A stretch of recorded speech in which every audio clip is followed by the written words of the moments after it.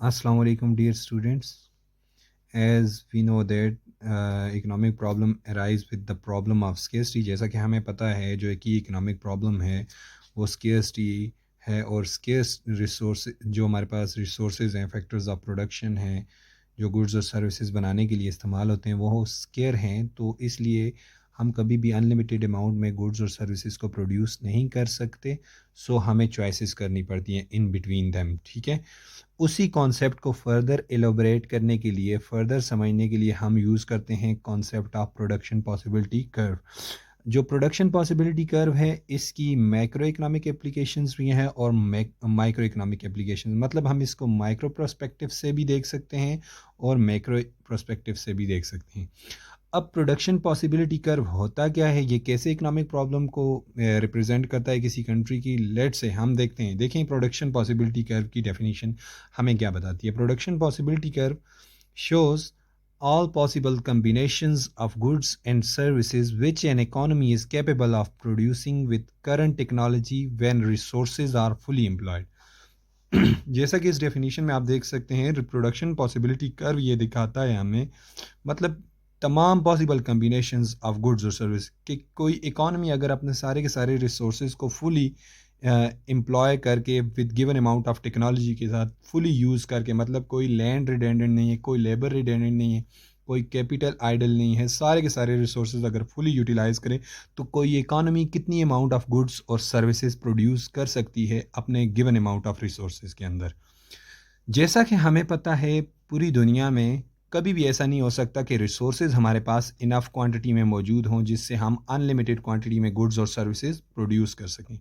So it means that there is a limit, there is a range. ठीक है, जहाँ तक कोई भी इकॉनमी प्रोड्यूस कर सकती है गुड्स और सर्विसेज को। तो प्रोडक्शन पॉसिबिलिटी कर्व हमें वही रेंज बताता है कि कोई इकॉनमी अपने सारे के सारे रिसोर्सेज को यूज़ करके कितनी मिकदार में गुड्स और सर्विसेज प्रोड्यूस कर सकती है।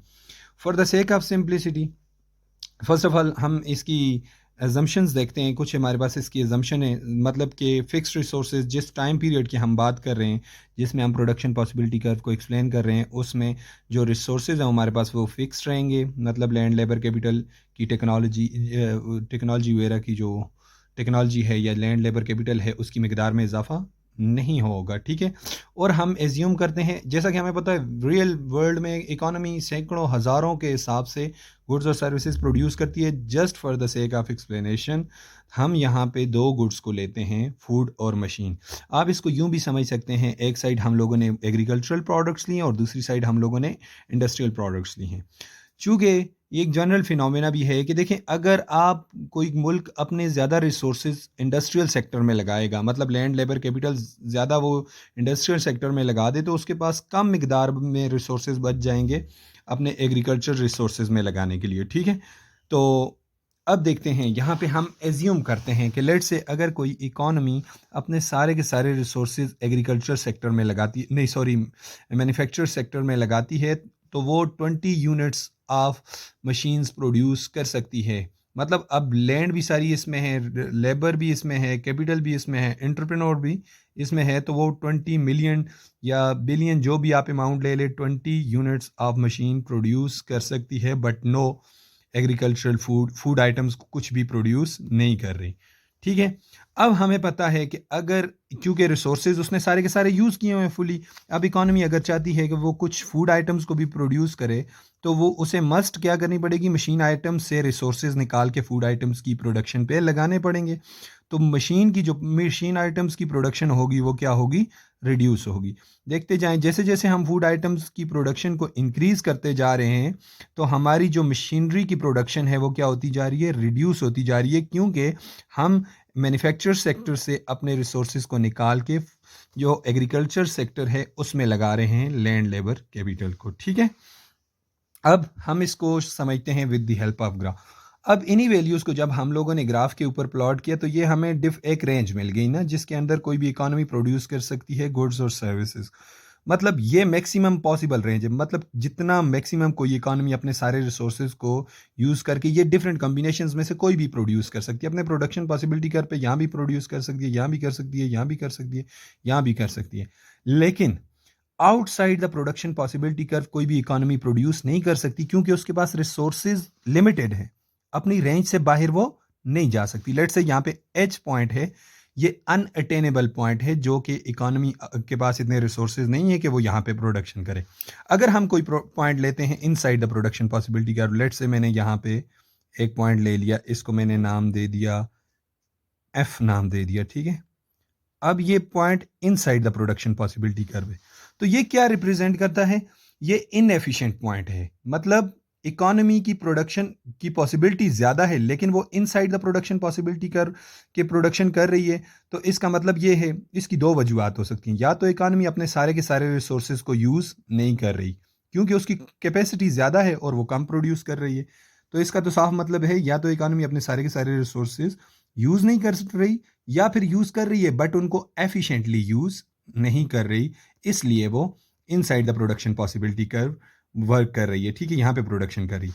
तमाम तर पॉइंट्स जो प्रोडक्शन पॉसिबिलिटी कर्व के ऊपर होते हैं, जितने भी पॉइंट्स होंगे वो सारे एफिशिएंट पॉइंट है, मतलब इकोनॉमी अपने रिसोर्सेज को पूरी तरह से सही एफिशिएंटली यूज़ करके जितनी मैक्सिमम प्रोडक्शन कर सकती थी उसने की। तो ये सारे पॉइंट जितने भी प्रोडक्शन पॉसिबिलिटी कर्व पे होंगे वो एफिशिएंट होंगे। Inside the production possibility curve कोई भी पॉइंट होगा वो इनएफिशिएंट होगा, और outside the production possibility curve क्या होगा? वो अनअटेनेबल पॉइंट होगा, ठीक है, क्योंकि वो हम लोग अटेन नहीं कर सकते। अब हम लोग बात कर लेते हैं प्रोडक्शन पॉसिबिलिटी कर्व की शिफ्ट की। देखें, प्रोडक्शन पॉसिबिलिटी कर्व शिफ्ट होता है लॉन्ग रन में। जब देखें पीछे हम मान के चले थे कि जैसे कि हम लोगों ने एज्यूम किया था कि टेक्नोलॉजी हमारे पास फिक्स्ड है। अब हम लोग जब लॉन्ग पीरियड ऑफ टाइम की बात करते हैं तो उसमें टेक्नोलॉजी भी चेंज होती है, उसमें फैक्टर्स ऑफ प्रोडक्शन भी चेंज होते हैं, ठीक है। अब प्रोडक्शन पॉसिबिलिटी कर्व शिफ्ट होता है in long run because of quantity और क्वालिटी ऑफ रिसोर्सेज इंक्रीजेज और चेंजेस, ठीक है। यहाँ पे मैंने चेंज लिखा हुआ है, तो इंक्रीज होने से production possibility curve outward shift होगा। अगर टेक्नोलॉजी में कोई मतलब कि आउटडेटेड हो जाती है तो फिर आपका production possibility curve inside shift होगा। अब कौन कौन से फैक्टर्स हैं जो प्रोडक्शन पॉसिबिलिटी कर्व को आउटवर्ड शिफ्ट करते हैं? जैसे मैंने लिखा हुआ है ना, या क्वांटिटी रिसोर्सेज की इंक्रीज हो जाए, लैंड, लेबर, कैपिटल, एंटरप्रेन्योर, इनमें से किसी फैक्टर की भी क्वांटिटी इंक्रीज हो जाए या क्वालिटी इंक्रीज हो जाए, तो production possibility curve outward shift होगा। जैसे कि मैंने यहाँ पे लिखा हुआ है, टेक्नोलॉजी इंप्रूव होगा, ऑब्वियसली टेक्नोलॉजी इंप्रूव होगा तो आप कम रिसोर्सेज के साथ ज़्यादा आउटपुट प्रोड्यूस कर पाएंगे, ठीक है। तो फिर आपकी प्रोडक्शन की पॉसिबिलिटी बढ़ जाएगी, production possibility curve outward shift हो जाएगा। दूसरा, इंक्रीज इन प्रोडक्टिविटी, लेबर की जैसे कि हम लोगों ने उस दिन पढ़ा था, या कैपिटल की, नया हमारे पास अच्छा कैपिटल आ जाता है, उनकी प्रोडक्टिविटी इंक्रीज होगी तो फिर भी production possibility curve outward shift हो जाएगा, बाहर की तरफ शिफ्ट हो जाएगा। कंट्री की मतलब प्रोडक्शन कैपेसिटी बढ़ गई है, पॉसिबिलिटी बढ़ी। अब तीसरा हमारे पास है रिटायरमेंट एज, हमारी 60 से बढ़ के अगर 65 पे रिटायरमेंट एज हो जाए तो इसका मतलब ये है कि अब ज़्यादा लोग लेबर फोर्स में रहेंगे, तो फिर भी क्या हो गया, ज़्यादा मतलब मोर पॉपुलेशन आ गई लेबर फोर्स में तो प्रोडक्शन की पॉसिबिलिटी बढ़ गई, आउटवर्ड शिफ्ट हो गया। फिर अगला है women participation rate in work force में ज़्यादा ज़्यादा जो वोमेन्स भी शामिल होना शुरू हो जाएँ किसी कंट्री में, जैसे जैसे शामिल होती जाएंगी तो फिर उस कंट्री की प्रोडक्शन की जो पॉसिबिलिटी होगी वो बढ़ जाएगी, जिससे उसका production possibility curve outward shift होगा। और इसी तरह इंक्रीज़ इन नेट इमिग्रेशन, मतलब बाहर से आए हुए लोगों की, अगर जब फॉरेनर्स ज़्यादा ज़्यादा आपकी कंट्री में आएंगे तो आपकी प्रोडक्शन की पॉसिबिलिटी बढ़ जाएगी, ठीक है। तो इसी तरह कुछ और भी फैक्टर्स होंगे जो कि मेरे जहन में मे भी ना हो, लेकिन that is enough for you to explain this question. So hopefully आप लोगों को समझ आ गया होगा। अगर कोई पॉइंट आपको नहीं समझ आया, यू कैन आस्क मी, ठीक है। थैंक यू, अल्लाह हाफिज़।